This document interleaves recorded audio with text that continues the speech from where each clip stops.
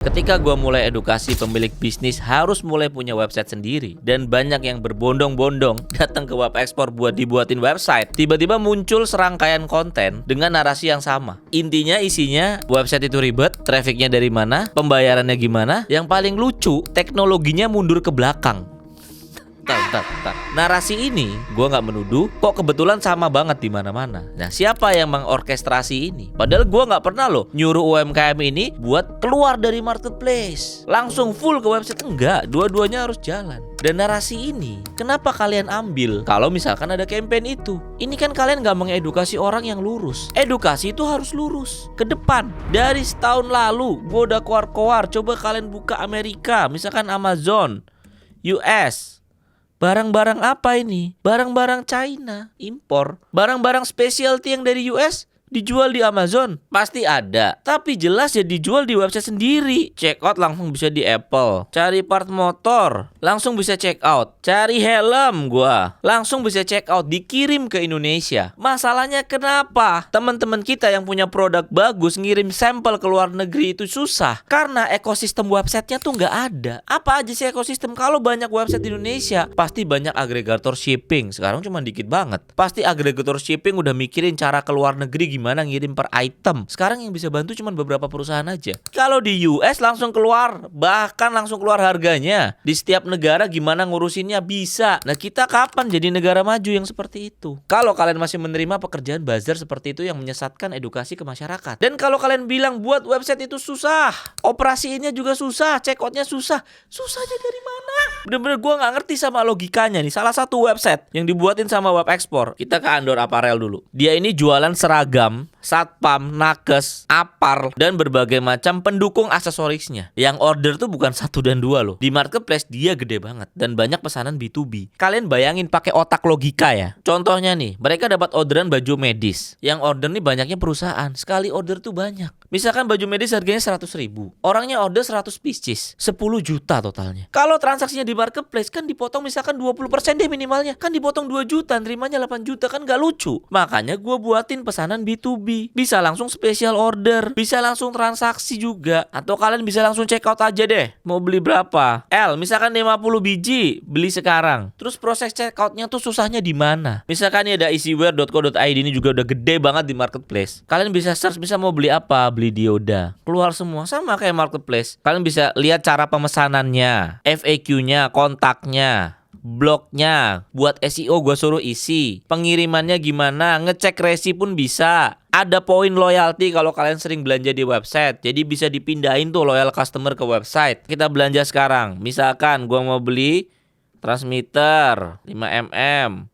Beli yang banyak deh, misalkan 30, tambah ke keranjang. Lihat keranjang, ngisi alamat kalian. Mau pengiriman apa, lengkap banget gua. Biar esok sampai tuh, mahal. Yang murah aja deh. Misalkan Ninja standar, lanjut check out. Gak usah buat account pun bisa. Terus aku udah isi semua data. Bisa muncul metode pembayaran yang dimau. Bahkan kita bisa COD, cash on delivery. Kurang apa coba? Kita pakai kris deh ya, buat pesanan.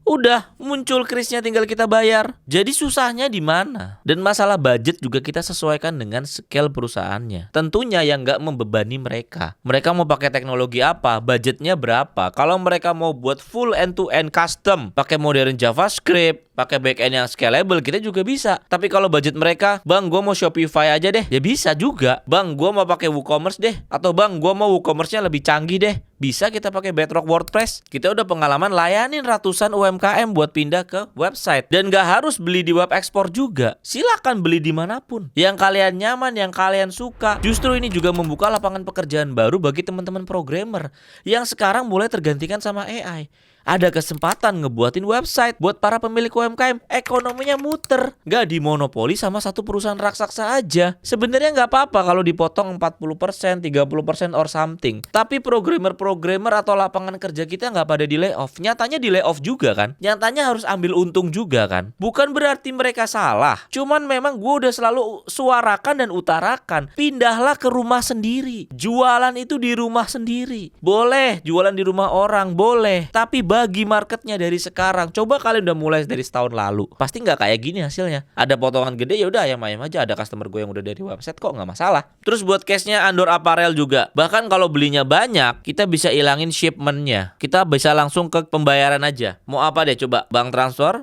virtual account, I have read, buat pesanan.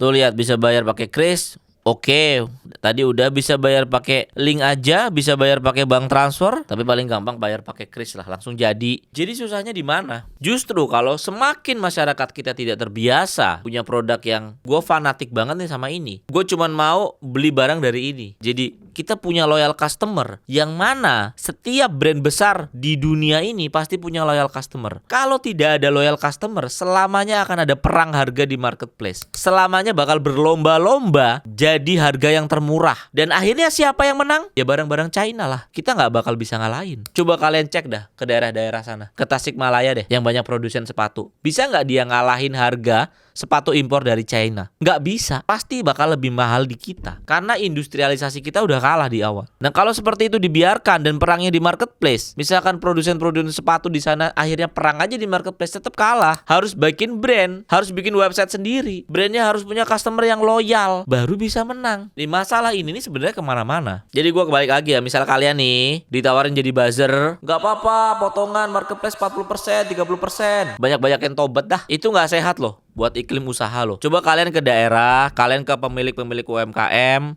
mereka tuh harus naikin harga loh, biar marginnya masih tetap oke. Atau bahkan mereka bisnisnya nggak bisa jadi berkembang karena potongannya terlalu besar. Harusnya mikir sampai segitunya. Ya teman-teman, itu aja. Tapi intinya yang gue mau bilang, gue udah buatin ratusan project website, baik marketplace maupun enggak. Dan gue udah ngerti realitanya, kita bantu juga sampai bisa jualan. Kita make sure websitenya jalan dengan baik. Dan gue seneng sekali melakukan itu. Dan harapan gue, setiap brand-brand besar di Indonesia, UMKM atau pemilik usaha yang udah mulai settle, punya website sendiri yang bisa check out, dan ekosistem website e-commerce kita itu mateng semateng-matengnya. Jadi bisa kita sama dengan negara-negara lain. Jadi sekali lagi gue tekankan, jualan di rumah sendiri, buka di rumah orang gak apa-apa. Misal kalian punya bisnis omsetnya 1 miliar, masa 300 jutanya dikasihkan ke orang? Kan bisa buat yang lain. Sekian dari gue, thank you udah nonton video ini sampai selesai. Gue David Alfa Sunarna. Jangan lupa subscribe dan aktifin lonceng biar channel gue makin berkembang. Thank you.